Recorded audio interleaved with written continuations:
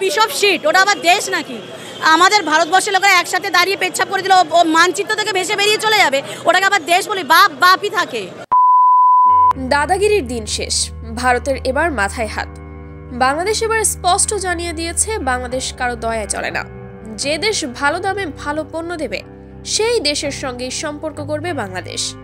পাকিস্তান থেকে চাল আনার সিদ্ধান্তে ভারতের অভ্যন্তরে তোলপাড় শুরু হয়েছে। এতদিন যারা নিজেদের বাজারের দাপট দেখিয়ে বাংলাদেশকে নিয়ন্ত্রণ করার চেষ্টা করেছে, এবার তারা নিজেদের অবস্থানে টিকিয়ে রাখতে হিমশিম খাচ্ছে। ভারতের উচিত এখন নিজের ঘর সামলানো, অন্যের ওপর দাপট দেখানোর চেষ্টা বন্ধ করা। বাংলাদেশ পাকিস্তান থেকে চাল আমদানি শুরু করায় ভারতের কৃষি ও বাণিজ্য খাতে বড় ধাক্কা লেগেছে।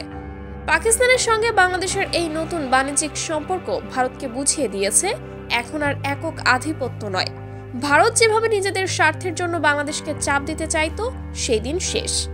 পাকিস্তান থেকে চাল আনছে বাংলাদেশ, আর এতে ভারতের গায়ে আগুন। এতদিন তারা নিজেদের চাল গোছিয়ে দিয়ে বাংলাদেশের বাজার দখল করেছিল। এখন যখন বাংলাদেশ নিজেদের স্বার্থে কাজ করছে, তখন তারা আর সহ্য করতে পারছে না। বাংলাদেশের জনগণ আর ভারতের চালের দাস থাকতে চায় না। দেশে চালের উৎপাদন কিছুটা কম হওয়ায় পাকিস্তান থেকে কম দামে চাল আমদানির সিদ্ধান্ত নিয়েছে সরকার। এতে ভারতের ব্যবসায়ীদের মুনাফার পথ বন্ধ হয়ে গিয়েছে। পাকিস্তান ইতিমধ্যে তাদের প্রতিনিধি দল ঢাকায় পাঠিয়েছে। টিসিবির সঙ্গে বৈঠক করে তারা চাল সরবরাহের প্রস্তাব দিয়েছে। শুধু চাল নয়, পাকিস্তান বিনিময়ে পেঁয়াজ, ডাল, খেজুরের মতো আরো পণ্য সরবরাহ করতে চায়। অন্যদিকে বাংলাদেশের ওষুধ শিল্প এখন বিশ্বমানের, যা ভারত কখনোই মানতে পারে না। পাকিস্তান জানিয়েছে তারা এখান থেকে ওষুধ নিতে চায়। দুই দেশের এই নতুন বাণিজ্যিক সম্পর্ক ভারতের জন্য স্পষ্ট ধাক্কা। ভারত এতদিন ধরে বাংলাদেশের ওপর আধিপত্য দেখিয়েছে। তারা মনে করেছিল বাংলাদেশ কখনো তাদের ছাড়া চলতে পারবে না, কিন্তু এখন বাংলাদেশ প্রমাণ করছে কারো ওপর নির্ভর না করে নিজের স্বার্থে সঠিক সিদ্ধান্ত নিতে পারে সে।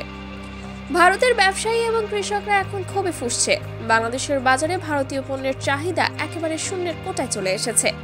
পেঁয়াজ, চাল, ডাল সব ধরনের পণ্য ভারতের গুদামে পচে যাচ্ছে। বাংলাদেশের বাজারে পাকিস্তানের প্রবেশ ভারতের জন্য একটা বড় শিক্ষা। কলকাতা থেকে দিল্লি পর্যন্ত ব্যবসায়ীদের অভিযোগ, মোদী সরকারের ভুল কূটনীতির কারণে তারা এখন পথে বসার উপক্রম হয়েছে। বাংলাদেশের সাথে শত্রুতা করে আজ ভারতই বড় ক্ষতির মুখে পড়েছে। ভারতের আসল সমস্যা হলো তারা কখনো বাংলাদেশের উন্নতি দেখতে চায় না। তারা চেয়েছিল বাংলাদেশ সব সময় তাদের পেছনে পড়ে থাকবে, কিন্তু এখন বাংলাদেশ তাদের শিখিয়ে দিচ্ছে কারো মুখাপেক্ষী না হয়ে নিজের পায়ে দাঁড়ানোর নামই সত্যিকারের স্বাধীনতা। ভারতের কৃষক আর ব্যবসায়ীরা এখন রাস্তায় নেমেছে। ক্ষুব্ধ কৃষকরা মোদী সরকারের বিরুদ্ধে সরাসরি অবস্থান নিয়েছে। ভারত যে চাল, ডাল, পেঁয়াজ গছিয়ে দিয়ে বাংলাদেশের অর্থনীতিকে নিয়ন্ত্রণ করতে চেয়েছিল, সেটা এখন তাদের গলায় কাটা হয়ে ফিরে এসেছে। বাংলাদেশের এই সাহসী পদক্ষেপ দক্ষিণ এশিয়ার রাজনীতিতে বড় বার্তা দিচ্ছে, আর কখনো কারো আধিপত্য মেনে নেবে না বাংলাদেশ।